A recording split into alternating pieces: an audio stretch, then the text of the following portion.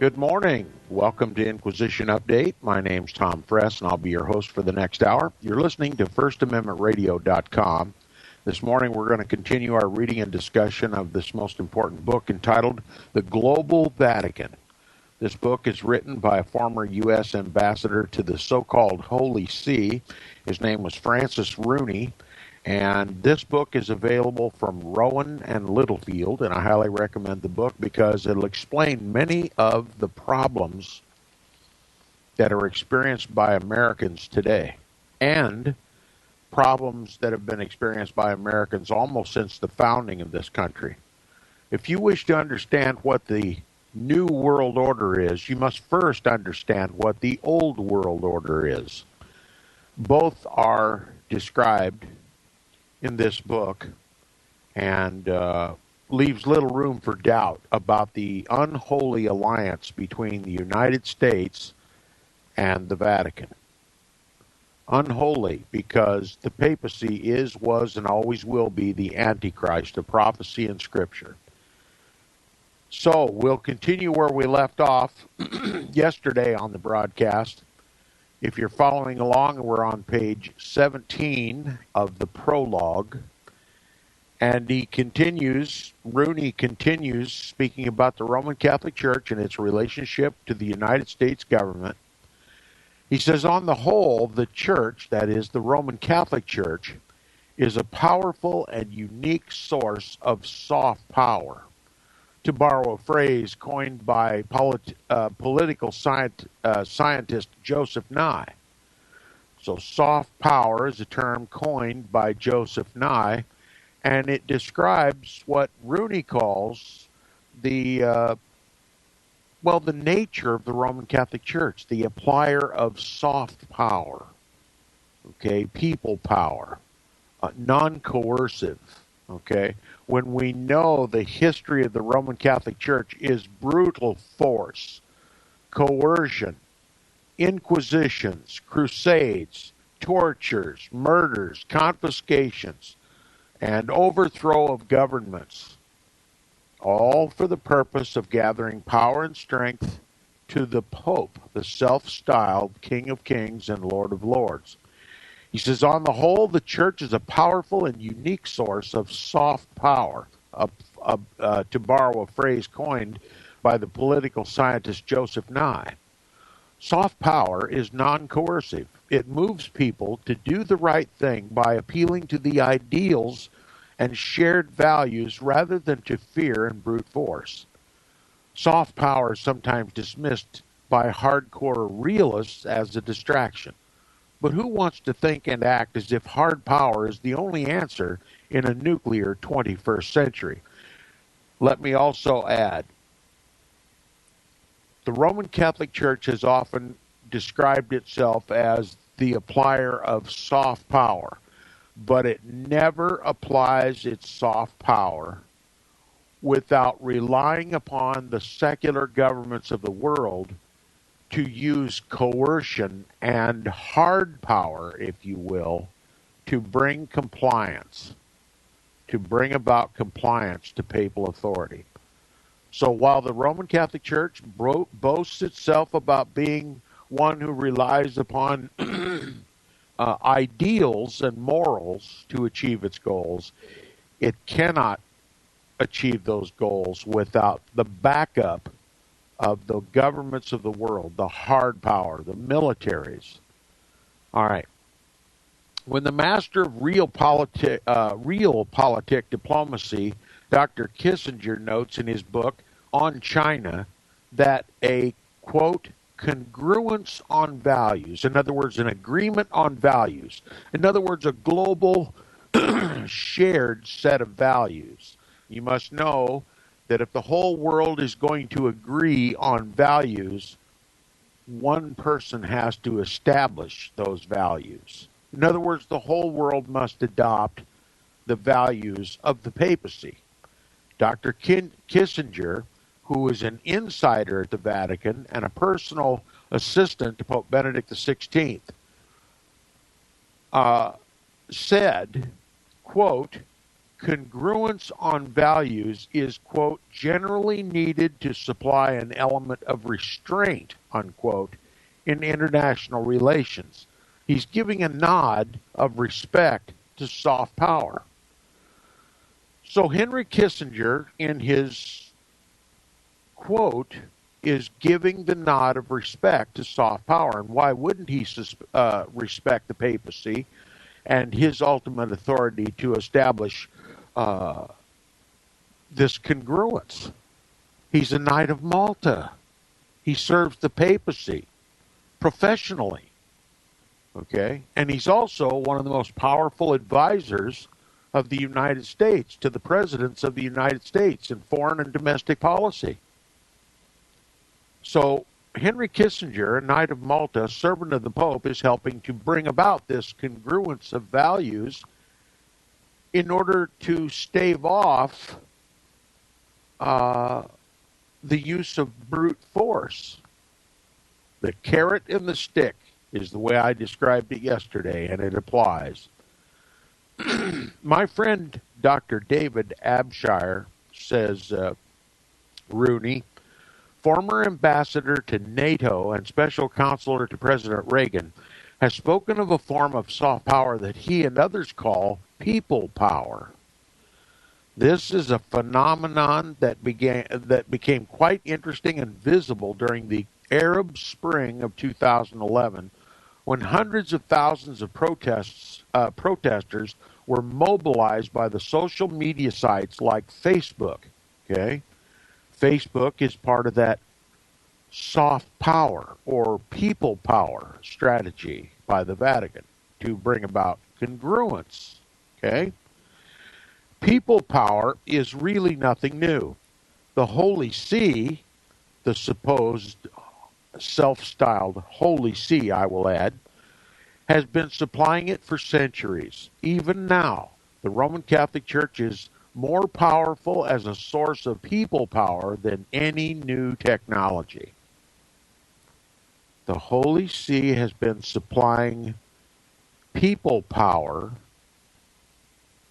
for centuries. And even now, the Roman Catholic Church is more powerful as a source of people power than any new technology. More powerful than Facebook, more powerful than all the social media. So who controls morals and standards? He says this is evident in the church's ability to reach out and appeal to its faithful. Okay? According to the Roman Catholic Church, people power is Roman Catholics. Okay? The communication flows the other way, too. The Vatican is a top-down hierarchy, but it's also a grassroots organization with deeply embedded sources from which to extract different views of events and attitudes around the world. How does this take place? First and foremost, the confessional box. This is the most grassroots information gathering source that the Roman Catholic Church has. But over and above that are all the secret societies. As I mentioned frequently, in association with this is Freemasonry, the Knights of Malta, the Jesuits. Virtually every secret society ultimately helps in this web of information gathering that is collected at the Vatican to keep the pulse of the world known to the Vatican. Its most intimate details are known to the Vatican. Now, we'll prove this by a later statement. It says, its extensive and reliable network of clergy and parishes. Now, remember, the structure of the Roman Catholic Church is a parallel to the civil government. You have individual clergy and you have parishes. Parishes are jurisdictions of rule, just like a county, okay? And it says its extensive and reliable network of clergy and parishes of nuns and leaders of Catholic non-governmental organizations, NGOs, give it a clear understanding and granular feel for world events, sometimes to the surprise of our own State Department or CIA. So what has Francis Rooney just told you?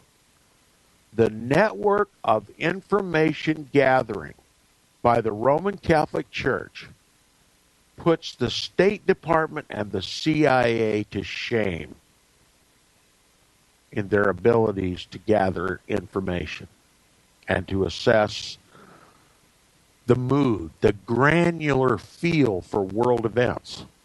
This is an admission. Let me read it again to make sure that my listeners don't believe that I'm putting words in this man's mouth.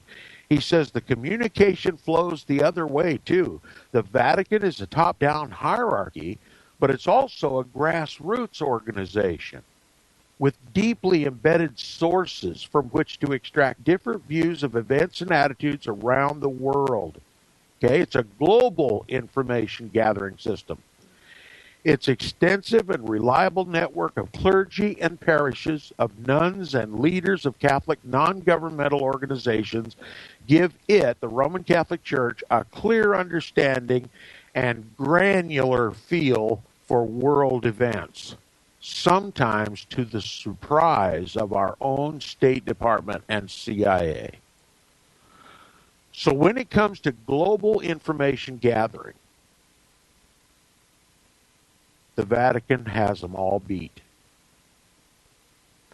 Its network of information gathering sources is second to none globally. He continues now. Remember, he's going to this confirmation with the Pope, being accepted by the papacy as the official representative of the United States in foreign diplomacy. He says, as our convoy swung onto the Via della Conciliazione, the wide cobblestone avenue that runs from the banks of the Tiber to the gates of the Vatican, I saw the dome of St. Peter's gleaming in the distance before us. I realized, a bit nervous, not an inappropriate sensation under the circumstances. Later, an Italian diplomat would tell me that President Bush, that's President George W. Bush, had been visibly moved the first time he met Pope John Paul II. So I was in good company. The diplomat said this to me with great appreciation and respect, that, quote, the most powerful leader in the world, unquote, speaking of President Bush, obviously cared so much about the Pope and the Holy See's role and effectiveness. You imagine the most powerful man in the world, so-called President of the United States, being visibly moved over his first meeting with John Paul II. Don't you find that extraordinary? Why would a President of the United States be visibly moved upon meeting a Pope unless that President had a very high reverence for the papacy? Police had closed down the street for our motorcade to pass. Crowds of tourists watched from the sidewalks as we sped toward St. Peter's Square. Arriving at the piazza, the motorcycles peeled off and the convoy slowed to a stop. We entered Vatican City through the Arch of Bells. Once on Vatican territory, we crept through a labyrinth of narrow alleys, dipped into subterranean passages, rising into small courtyards, then wending our way through more narrow alleys. Many of the structures we passed date back to the Middle Ages and earlier, and the modern hubbub of Rome could have been 1,000 miles and 1,000 years away. The effect was transporting, if not insignificant, and not insignificant. To borrow that famous Marshall McLuhan phrase about television, quote, the medium is the message, unquote, the atmosphere is the message at the Vatican. As I'd been warned by numerous Vatican observers, anyone wanting to understand the workings of the Holy See should begin with the fact that the Pope, the cardinals, and the Curia view time differently than most of us in the Western world. They act in the context of centuries, even millennia, not days and hours. Probably only the Chinese have similar perceptions of time.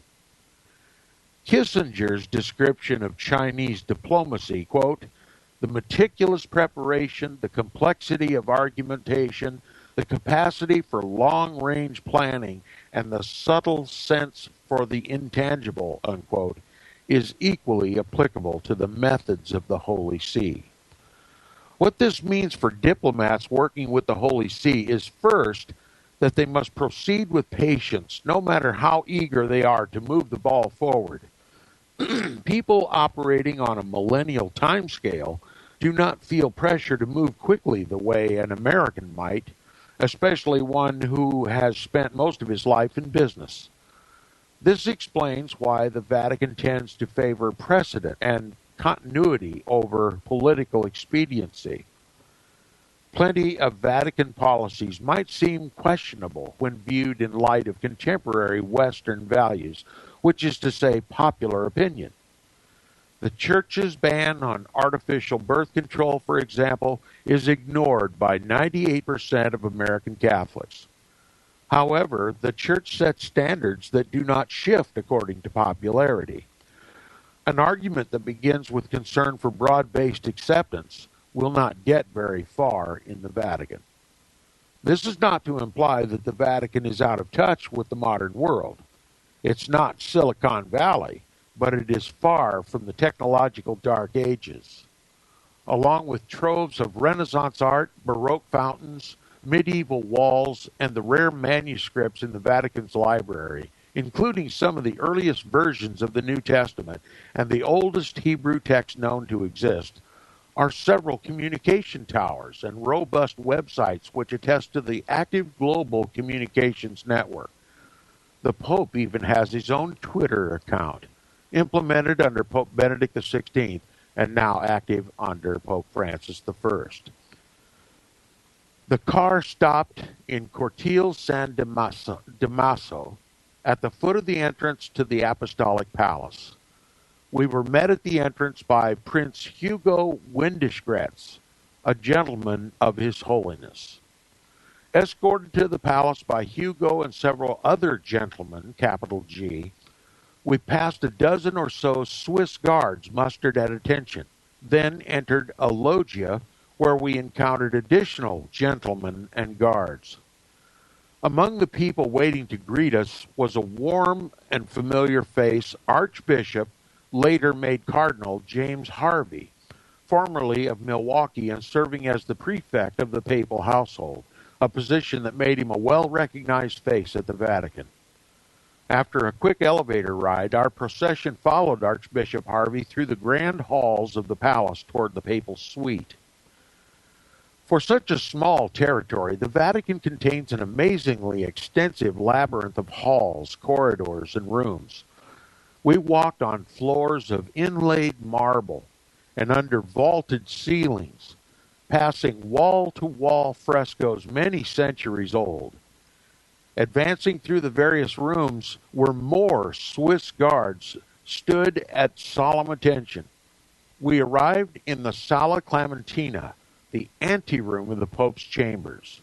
To my right, I saw a familiar-looking painting.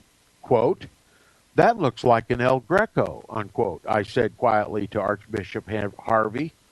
Quote, "That is an El Greco," unquote, the Archbishop responded. Quote, "We've got lots of art like that around here," unquote. There were more halls and rooms, a red one, and then a yellow one where the Pope's white marble throne sits, unused since Pope John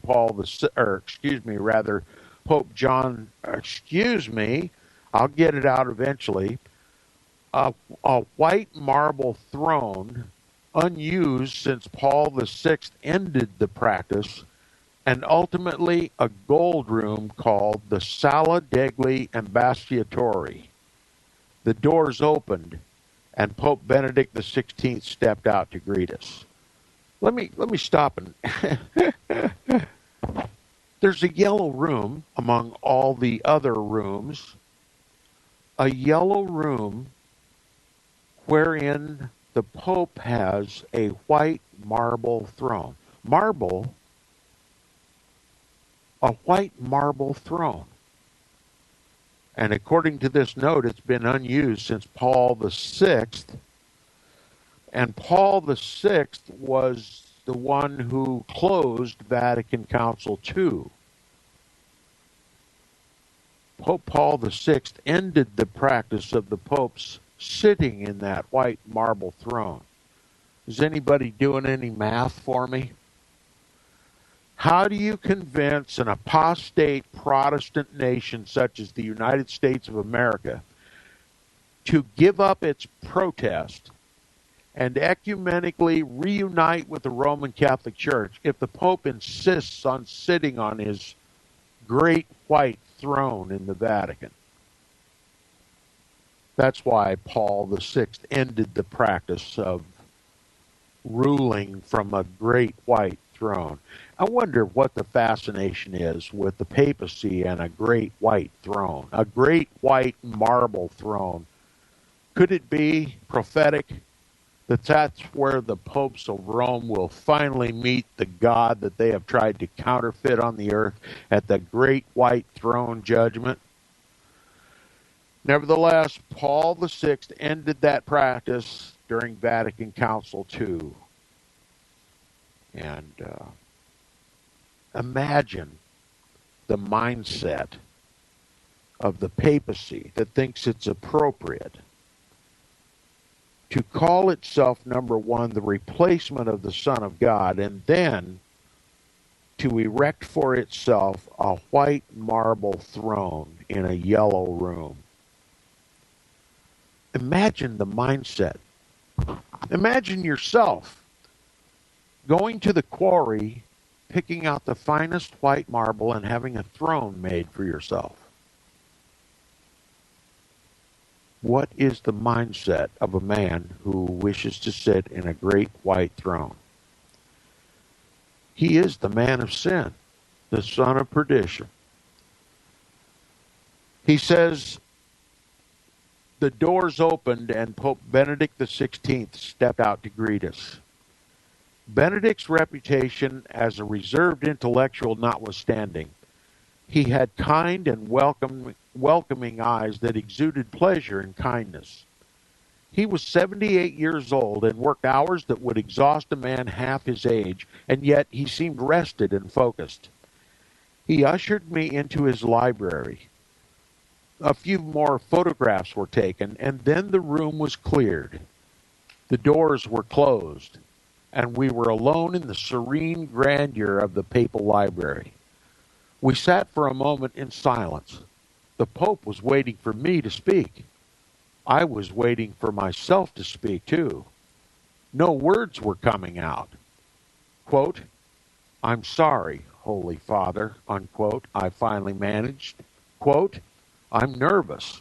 I imagine that happens a lot here," unquote. Quote, "It does," unquote. He smiled patiently as if to assure me we had all the time in the world and waited for me to find my voice. What follows, speaking of this book, what follows is some of what I might have discussed with the Pope if we really did have all the time in the world. It's the voice of an American Roman Catholic who remains grateful for the opportunity he had to represent the United States and President George W. Bush before such an important institution as the Holy See. We'll conclude the prologue in this book, The Global Vatican, when we continue after the break, and then we'll get into Chapter 1. We'll be back right after these messages from First Amendment Radio. Stay tuned.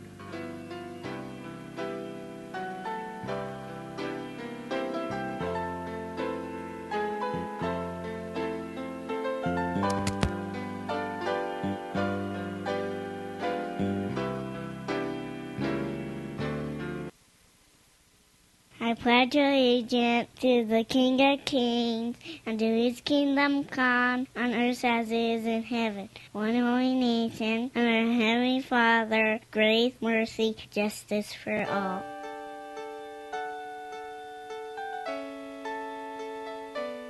The program you are listening to is 100% sponsored by you, the listener, on this First Amendment Rights Media channel.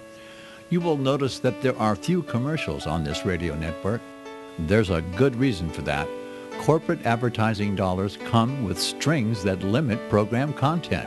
So without your help, these programs cannot continue on internet or our several affiliates. If you benefit by the educational law programs, we ask you to give. If you are admonished or nurtured by the Bible and ministry programs, we ask you to give. If some voice a cause that you are passionate about, we ask you to give. If you believe in any of these, we ask you to support them as you would a missionary on a continual basis, as if giving a tithe for missionary radio. These programs are not commercially viable and must be supported by those faithful to the cause of truth. Look for the button to sponsor your favorite programs at our listen and schedule pages on the internet. Then, when you subscribe, we will send you the last quarterly MP3 CD of that program immediately, and continue to do so with each new quarter. We will also give you unlimited archive access to all of our programs. We're asking you to give much less than a tithe, so that you may also send support directly to a particular program host, cause, and anywhere else the Spirit may lead you. Do all to the glory of our God and Creator, for His holy nation, the only kingdom that will last forever. Thank you for listening.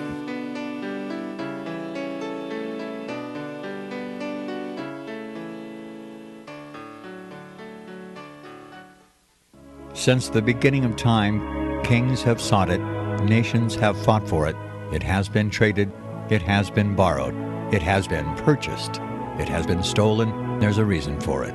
To secure the blessings of liberty to ourselves and to our posterity, invest with the security of gold and silver.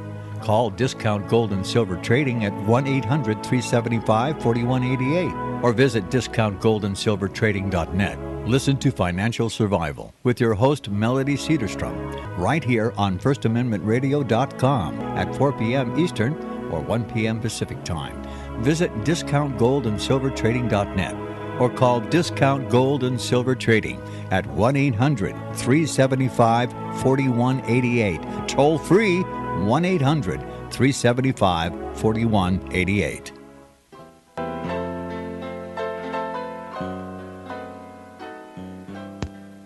Welcome back from the break. You're listening to the second half hour of Inquisition Update. If you wish to contact me, please do so via email. My email address is tom@seawaves.us. That's tom@seawaves.us. The waves of the sea. Okay. We're going to conclude now the prologue and get on to section 1 of the book. He says, what follows is some of what I might have discussed with the Pope if we really did have all the time in the world. It's the voice of an American Catholic who remains grateful for the opportunity he had to represent the United States and President George W. Bush before such an important institution as the Holy See. It's also a consideration from one observer's perspective of a pope who seemed an enigma to many people throughout his papacy, right down to his startling resignation in February of 2013. The view I offer here will contrast somewhat with the narrative that began taking shape immediately after Benedict announced his resignation, when various pundits cast him as ineffectual and unassertive, a man generally out of his element in the papacy. I don't dispute that certain administrative lapses occurred in the Vatican during Benedict's reign, nor can anyone dismiss the toll the pedophilia scandals have taken on the Church. Yes, we're only concerned about the toll that the global priest pedophile pandemic has had on the church, never mind the victims. But I suspect history will ultimately judge Pope Benedict XVI as strong-minded, far-sighted, and committed to the best interests of the church and the world, even at the expense of his own short-term popularity. Mainly, this book tells the story of a relationship between two of the most extraordinary powers in human history. That is, the beast and the image of the beast, the papacy and the United States government. Okay? That's me talking, not Francis Rooney. I mean, as far as Francis Rooney is concerned, the Roman Catholic Church and the papacy, well, it's God on earth. And the United States of America is, well, God on earth's most important ally. Okay? He continues, he says, to understand the forces behind this diplomatic alliance, I begin in the turbulent past, at a moment in history when the United States first came together and the Holy See seemed to be coming apart. I will examine the Holy See's evolution as a soft power. That's right, it had to evolve into a soft power. In the old world order, it wielded an iron rod. Okay? And that brutality led ultimately to the Protestant Reformation and overthrew all of the papal governments of Europe, and even resulted in the forming of this Protestant nation. Okay? That's why the Holy See was coming apart, because its brutality, its tortures, its inquisitions, its crusades, its brute force had worn itself out. The people were rebelling against the papacy, reading the Bible for themselves for the first times in their lives, came to the undeniable conclusion that the papacy is the Antichrist of the Bible, and rebelled. So the Pope had to evolve from a brute force, an iron rod, into, well, soft power. And then it had to rely more than ever upon the civil governments to provide the iron rod. That way the papacy can stand back and call itself a peacemaker and then put all the brutality on the civil governments and then chastise them for the wars and persecutions that were born by the papacy. Okay? I hope I'm getting through to my listeners. He says, to understand the forces behind this diplomatic alliance, this unholy alliance, I will add, between the United States, the image of the beast, and the papacy, the beast, I begin in the turbulent past at a moment in history when the United States first came together and the Holy See seemed to be coming apart. I will examine the Holy See's evolution as a soft power, including its crucial claims on sovereignty and moral authority, and its development as a diplomatic force, particularly vis-a-vis the United States of America. From the past, I will move into recent events, including, including my time as ambassador and those of my predecessors. In the end, I hope this book will enlighten readers not only about what was and is, but what still can be. And I'm going to help him to make sure that you understand the truth and not a glossed over representation of the most diabolical institution on the planet, the most far-reaching, the most influential, the most golden-clad abuser of God and God's people ever to be seen on the earth. Now, the first section of this book is entitled Faith and Revolution. Faith and Revolution. And the first chapter of this book is entitled The Greatest of Evils to be Feared. The Greatest of Evils to be Feared. It begins with a quote from Michael Novak. He says, "By reputation, the United States is a Protestant country, and Catholics were asserted to be unsuited for it. Yet virtually every Catholic writer or thinker who visited America since 1607 has been excited by the country's extraordinary consonance with Catholic faith." Unquote. Interesting quote. First, he acknowledges the United States was Protestant, and then acknowledged that Catholicism existed and America embraces it.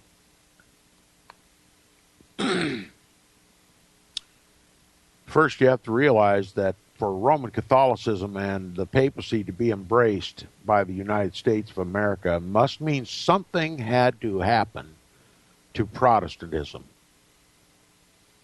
because Protestants have no time, no patience, no dealings with the Antichrist. He says the first question any author writing about the Vatican asks is, where to start? The Catholic Church has been around more than 2,000 very eventful years. To put the longevity of the Church in perspective, consider that the United States of America is currently on its 44th president. The Church is on its 265th Pope. This is a sweep of time so vast and rich that no single volume could do it justice. This volume obviously intends no such thing. We're interested here in the church primarily as a diplomatic entity, particularly in relation to the United States. The 1800 years of Catholicism that preceded the birth of the United States will not be ignored, for no aspect of the church can be isolated from its long history. Let me read that again. No aspect of the Roman Catholic Church can be isolated from its long history. Let me just expound on that a little bit. No one can understand the Roman Catholic Church or identify it for what it is according to the Scripture unless he understands and has a working knowledge of the history of the Roman Catholic Church. And that is what we have endeavored to provide here on Inquisition Update for the last nearly a decade now. And I think for those who are regular listeners to Inquisition Update, you now have a very, very good concept of what the history of that church has been. And you have, more than anyone else, a more accurate view of current events and a better understanding of what we can expect in the future. And I think even more so than this former ambassador to the Holy See, Francis Rooney. It takes years to research, to thoroughly research and understand the history of the Roman Catholic Church. Not everybody has years to dedicate. I have taken 10 years, no, closer to 15 or more years now, since I haven't kept a log, but it seems like an eternity. And I can tell you, you cannot understand what's happening in this world today, nor the United States of America, without understanding the role of the Roman Catholic Church today and in history. If you don't understand the history of the Roman Catholic Church and its role in the United States today, you have no concept at all about what the New World Order is. It's virtually It's a virtual impossibility to have an accurate understanding of what is unfolding before our face in this new world order unless you understand what the old world order was. Because the new world order is simply the reestablishment on a global scale of that old world order. We've studied here books written by authors that were expert on the old world order, how things were before the Protestant Reformation. And I've related those books to you, to your understanding, with all kinds of commentary, checking sources against sources, and reading the writings of the Protestant reformers, and cataloging the atrocities committed by that church, the overthrow of governments, continually seeking to overthrow any king or any queen or potentate in the world that would not bend the knee to the Pope. And only you are qualified to discuss what the New World Order is.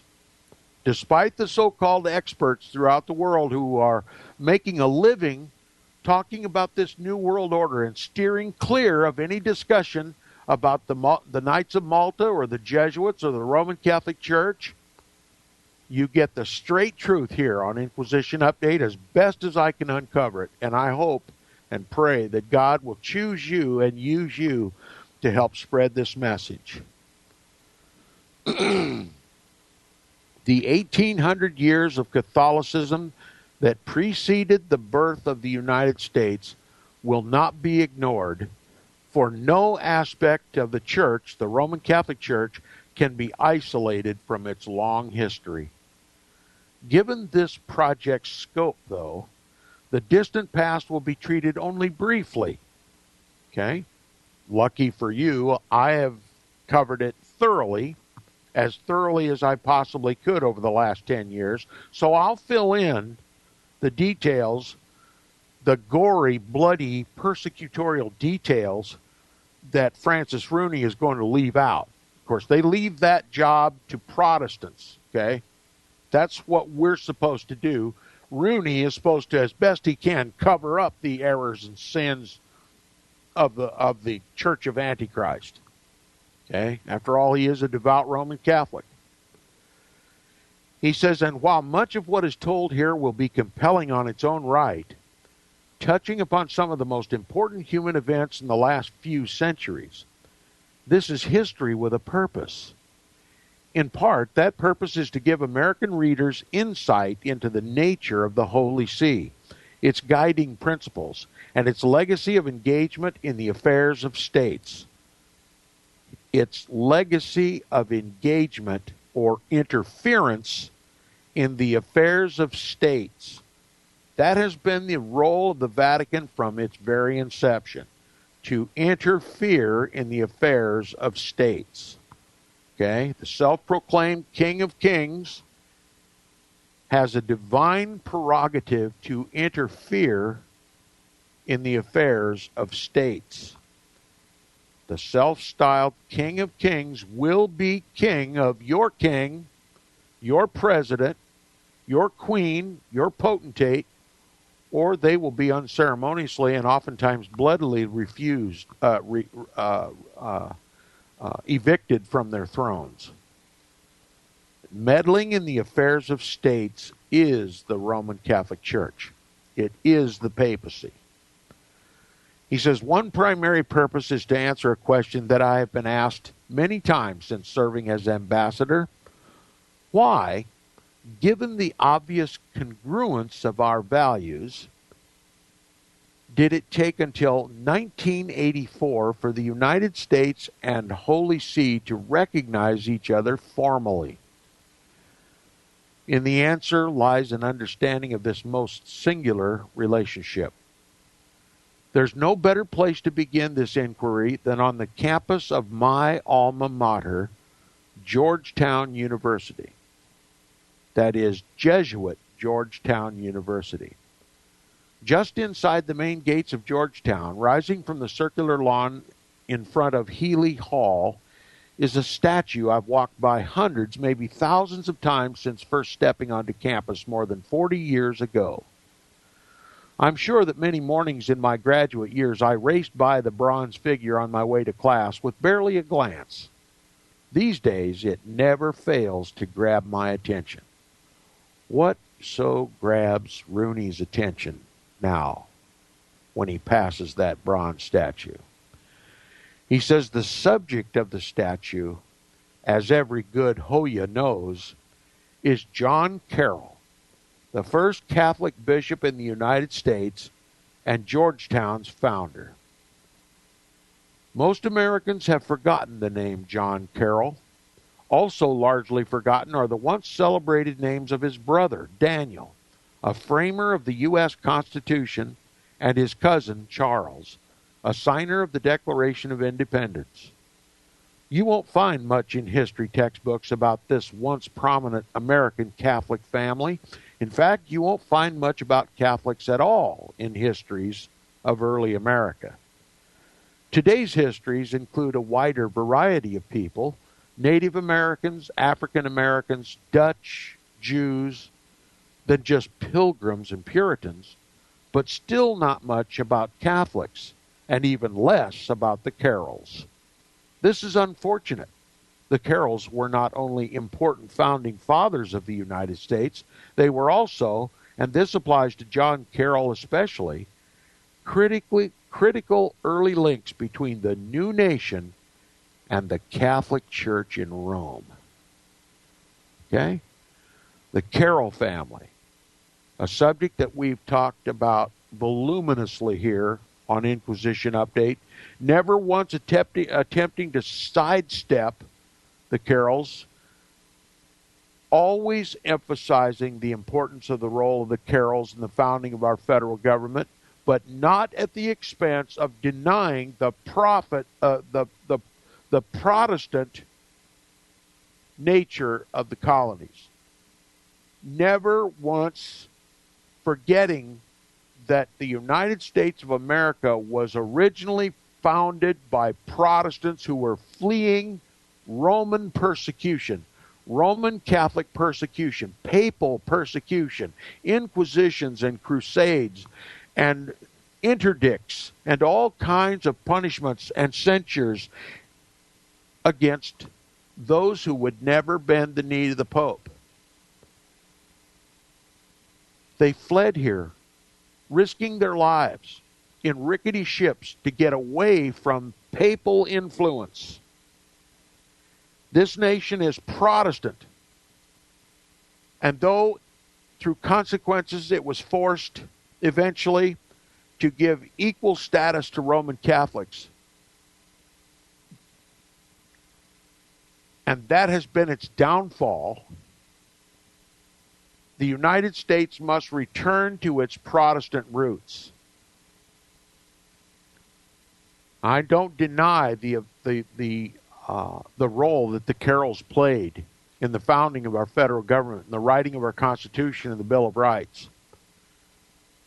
But their intent was to bide their time, grow in strength and power continually, and then eventually make this a papal state. Make the United States of America wholly subservient to the papacy. That day has arrived. But that's not the end of the story. God still sits on his throne, and righteousness will ultimately prevail.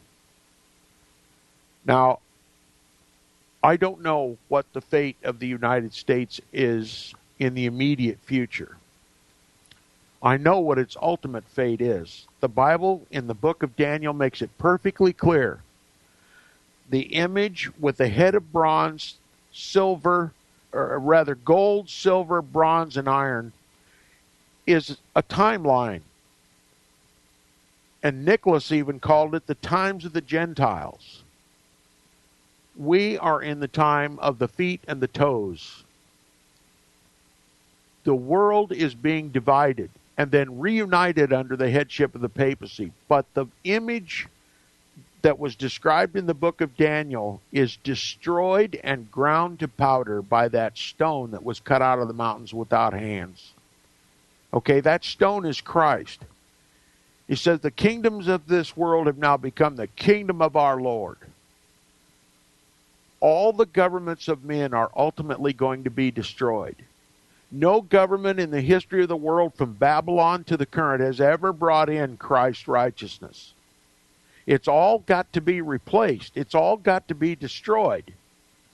And then the King of Kings and the Lord of Lords will bring in heavenly righteousness to all the saints and punishment to all of those who have usurped his authority and brutalized his people.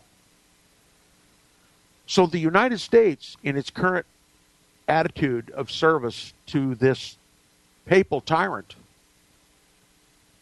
has sown for itself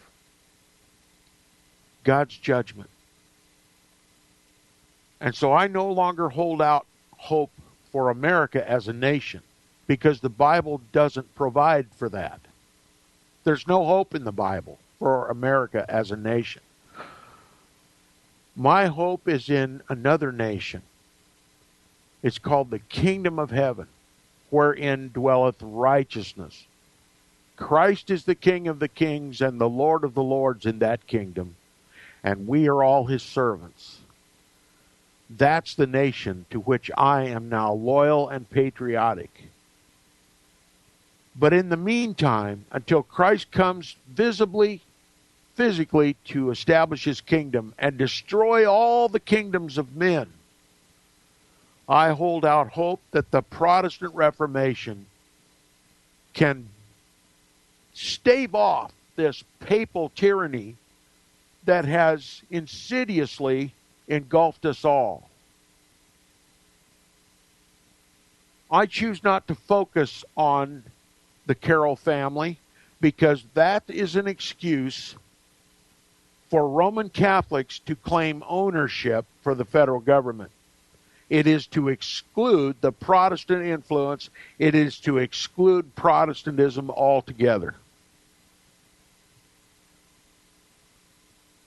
There lies still the hope, the fleeting hope, I might add, that God will speak to his people and we can have a second Protestant Reformation and overthrow this papal tyranny.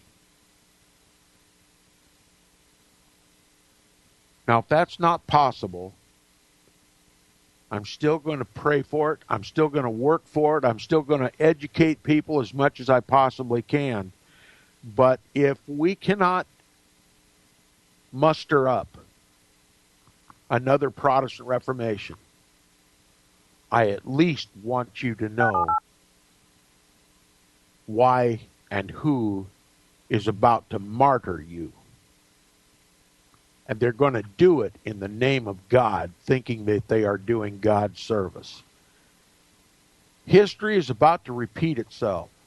Either a Protestant Reformation or a global Inquisition. Now you know why this program is called Inquisition Update. We've run out of time for today. We'll continue with Chapter 1 in the book The Global Vatican by former U.S. Ambassador to the Holy See, Francis Rooney. A real eye-opener. I'll see you tomorrow.